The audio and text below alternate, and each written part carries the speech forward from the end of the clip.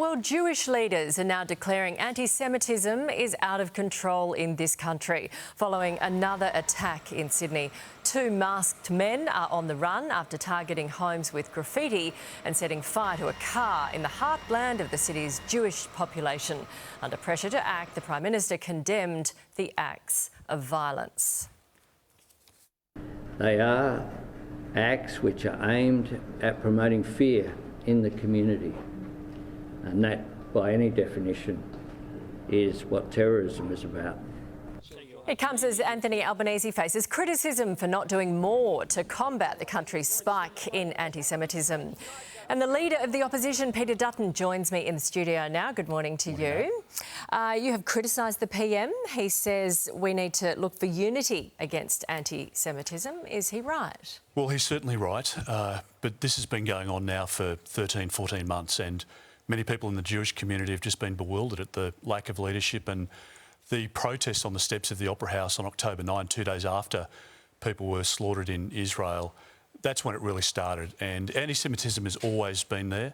It's been bubbling beneath the surface, but it really now has been lifted to a level where people are living in fear, and many people in the Jewish community are worried about their kids going to school. We've got armed guards at schools, for goodness sake. We've got bombings of synagogues and these acts of violence and damage to vehicles, etc. I think the Prime Minister has really been missing over the last 13 months, and it's really created a terrible dynamic in our country, and it needs to be reined back in. Moving on, nuclear power, obviously one of your key policies. You've been talking about it for a while. However, the CSIRO has found it is twice as expensive as renewable power. Those findings came even after the CSIRO did their report to accommodate your party's criticism of the modelling initially.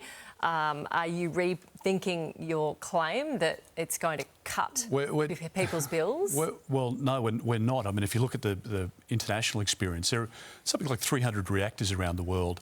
It's been very clearly pointed out from the French government, from the Canadian government, from President Biden and a number of other comparable countries that, firstly, they can't meet their net zero targets by 2050.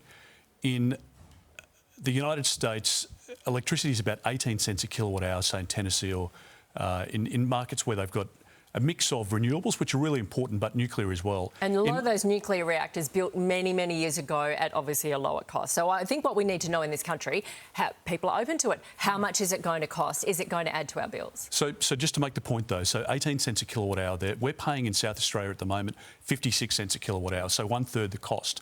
And this is the argument about nuclear, that you've got a longer amortisation period. That is, the cost is spread over 60 or 80 years, and that's why you get the lower electricity cost.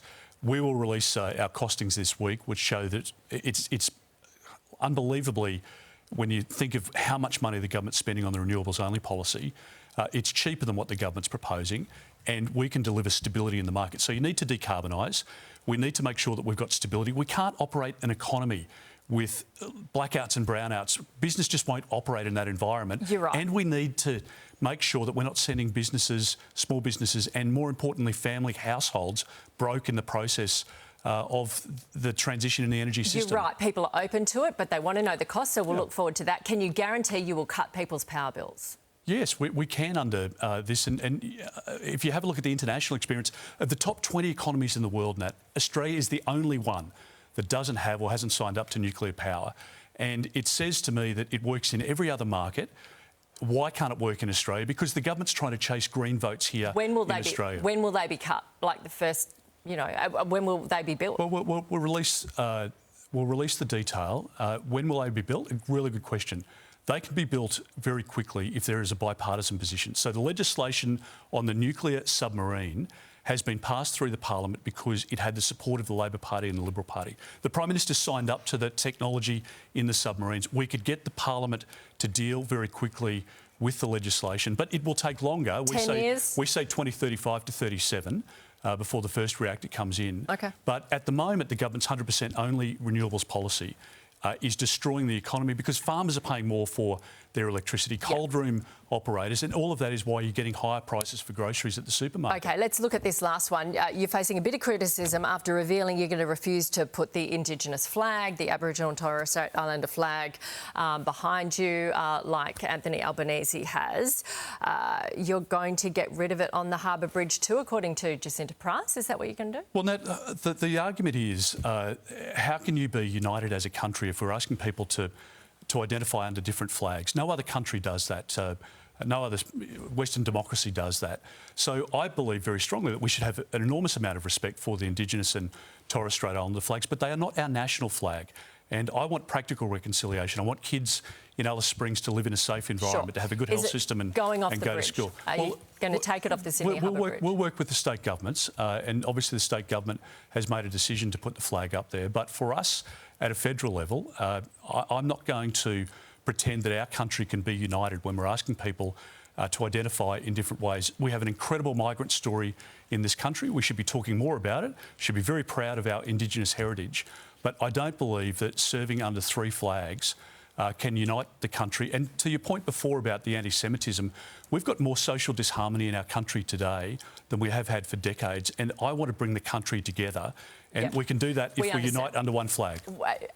Would you like to see the Indigenous flag removed from the Sydney Harbour Bridge? I think it's an issue for the state government.